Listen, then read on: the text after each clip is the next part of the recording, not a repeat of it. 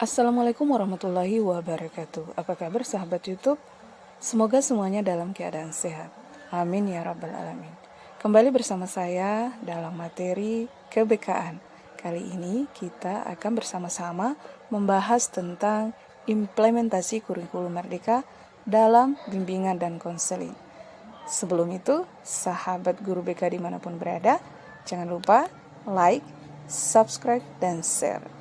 Terima kasih. Konsep kurikulum merdeka sebagai transformasi kebijakan merdeka belajar mengedepankan pendekatan yang berpusat pada minat, bakat, dan kemampuan peserta didik dalam pembelajarannya. Disinilah peran penting para guru BK dalam mewujudkan konsep-konsep kurikulum tersebut. Di tingkat satuan pendidikan, bimbingan dan konseling diharapkan dapat mengakomodasi peserta didik untuk mampu memahami dan menerima diri sendiri dan lingkungannya, mengembangkan potensi, merencanakan masa depan, dan menyelesaikan permasalahan untuk mencapai kemandirian dan kemaslahatan peserta didik itu sendiri. Mengembangkan potensi, merencanakan masa depan, dan menyelesaikan permasalahan untuk mencapai kemandirian dan kemaslahatan peserta didik merupakan konsep kurikulum yang harus dilakukan para guru BK dalam mengimplementasikannya terhadap para peserta didik di sekolah, dengan memperhatikan fase-fase perkembangan dari siswa itu sendiri.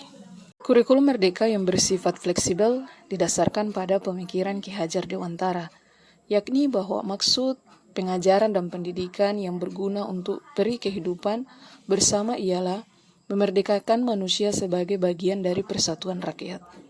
Oleh karena itu, setiap satuan pendidikan memiliki keleluasan dalam penyesuaian kurikulum dengan keragaman dan kebutuhannya.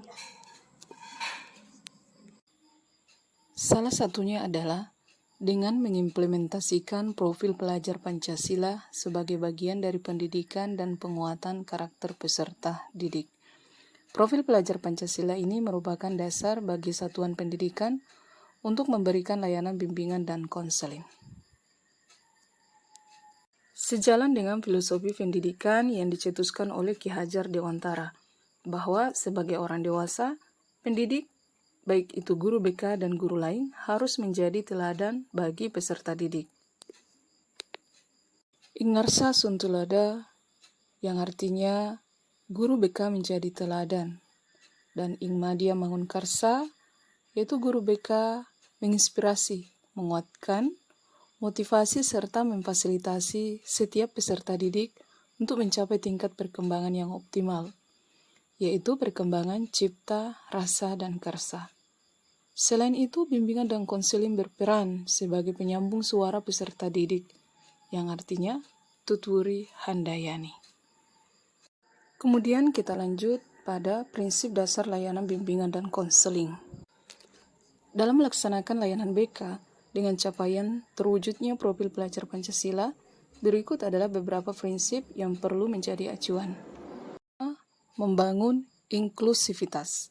Dalam inklusivitas ini, diharapkan setiap peserta didik berhak mendapat pelayanan secara profesional sebagai tanggung jawab bersama antar kepala satuan pendidikan, guru BK, pendidik, serta tenaga pendidik dalam satuan pendidikan. Layanan ini dapat diberikan melalui proses individual ataupun kelompok sesuai dengan kebutuhan dan layanan tambahan bagi peserta didik dengan disabilitas.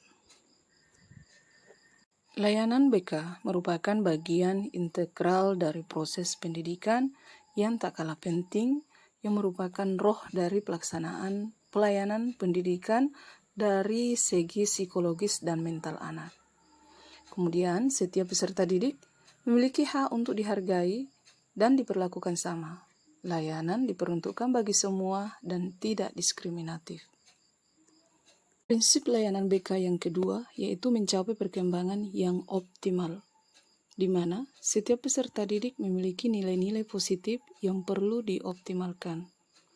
Setiap peserta didik berhak mendapatkan layanan BK guna mengembangkan diri secara optimal menuju capaian profil pelajar Pancasila.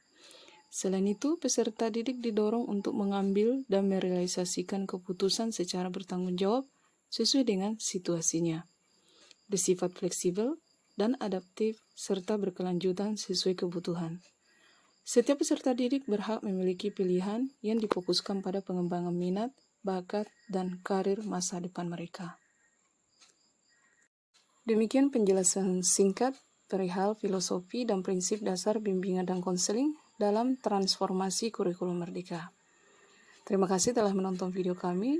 Jangan lupa beri dukungan dengan subscribe, like, dan komen, serta share. Assalamualaikum warahmatullahi wabarakatuh.